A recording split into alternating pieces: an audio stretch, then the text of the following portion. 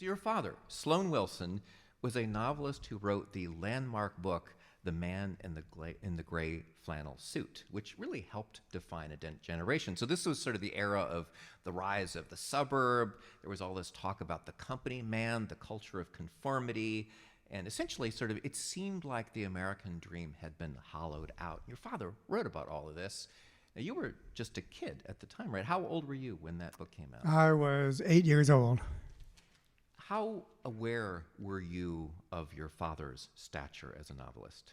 So The Man in the Grey Flannel Suit was about the corporate army that formed after World War II.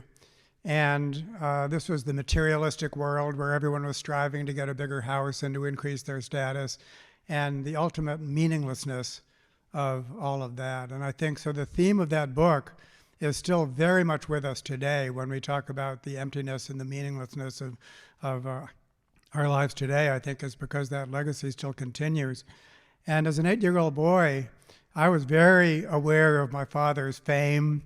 He was just, sought after wherever we went. People were hanging on his words. And one of the things I learned from that is that whatever he had was better than money, power, or pedigree. Everyone was just hanging on his words. And I think it actually immunized me against being intimidated by powerful people when I grew up. But in the eyes of an 8-year-old boy, looking at my father was like staring up at Mount Everest and thinking, so I'm supposed to repeat that act?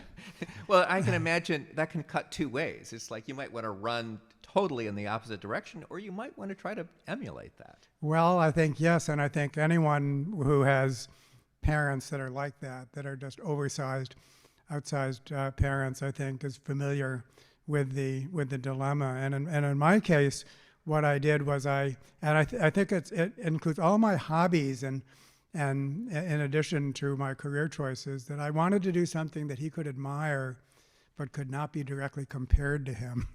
And so I chose to become a scientist. And because I have a deep love of nature, then I became an ecologist, not a laboratory scientist, but an ecologist. So that's basically, I had to be a seed that fell far enough from the tree so that I couldn't be directly compared to my dad.